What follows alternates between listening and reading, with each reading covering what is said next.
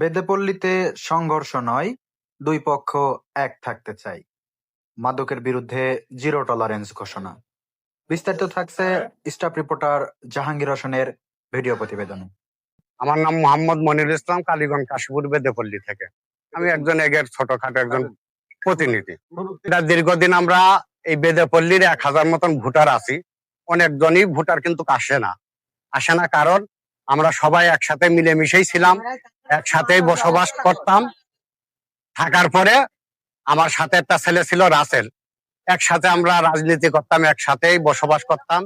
এই গ্রামের যারা অসহায় গরিব মানুষ ছিল তাদের বয়স্ক ভাতা, তারপরে আপনার সেলাই মেশিন দিয়ে এই বেদে ভাতা যেত ছিল, আমরা এই কয়টা নিয়ন্ত্রণ সুন্দর পরিবেশে ছিলাম। এই থাকার পরে আমাদের কিছু গৃহস্থ লোক এরা আমাদের ভিতরে একটা ভাঙন ঢুকলো যে অমুক সর্দার তোরা আমাদের সাথে আয় থেকে আমাদের সাথে রাজনীতি কর, তোরা ওই গ্রাম চালনা করবি। এই যে আমাদের মধ্যে একটা ভাঙন ঢুকাই দিয়ে মারামারি কেমদাম বাজাই দেওয়ার পরে আমরা দুই গ্রুপ হয়ে গেলাম। একটা হয়ে গেল রাসেল গ্রুপ, একটা হয়ে গেল মনিরুল গ্রুপ। দেওয়ার পরে আমাদের ভিতরে 2-3 বার এই বেদেপল্লীতে মারামারি হয়। মারামারি হওয়ার পরে একটা মার্ডারও হয়েছে। আর আমরা আসলাম, এসে আমরা বর্তমানে মজিদ ভাইয়ের সাথে কথা বললাম, ঝিনাদাই রাশেদ ভাইয়ের সাথে কথা বললাম, হামিদ ভাইয়ের সাথে কথা বললাম, আমাদের এখানে মেম্বার কাকা আছে তার সাথে কথা বললাম।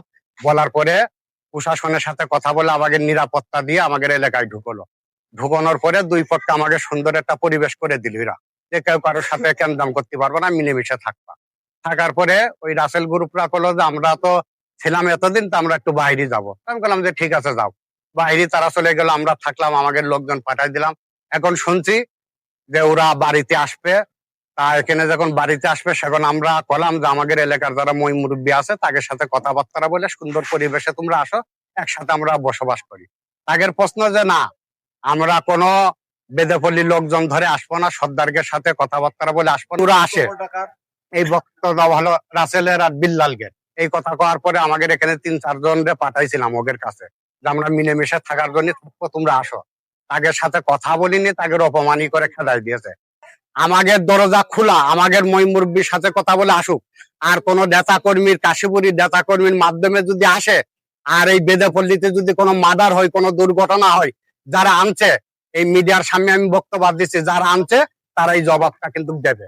কারণ আমার বিশ্বাস যে আসলেই ওরা আমাদের সাথে মারামারি করবে, কারণ একতা কিন্তু পুরা চুক্তি চাচ্ছে না, আর আমরা একতা চুক্তি চাচ্ছি। ইতিমধ্যে আমরা জানতে পেরেছি যে আপনাদের কাশীপুর বেদেপল্লীতে নাকি মাদক দ্রব্য বেচা কেনার একটা গুঞ্জন শুনছি, এই বিষয়ে আপনি কি জানেন? এই বিষয়টা আমাদের বেদেপল্লীতে কিছু মাদক, আমাদের কিছু লোকজন গাঁজা মাজা, এরা ফেন্সিডিল ইয়াবা বোঝে না, এরা একমাত্র 7 মাস ধরে বান্দর খেলা দেখে গাঁজা বিক্রি করে। আর এই গ্রাম থেকে খেলায় দেবো আর 10,000 টাকা জরিমানা। আমাদের এই বেদেপল্লীতে কোনো মাদক বিক্রি হবে না। মানে বেচা কেনা করতেছে বা করার প্রস্তুতি গ্রহণ করছে এমন কেউ আছে? এখন আমাদের এইটা বন্ধ।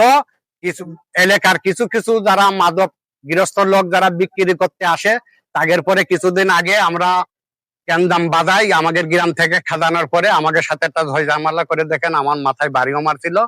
মারার পরে মারছিল এই পাশের একটা ছেলে আকাশ নাম করে, সেইটা মিটে গেছে, সমাধান মিটে দিয়েছে। ওখানে বলা আছে আজকের পর থেকে বেদেপল্লীতে তোমরা আসবা না।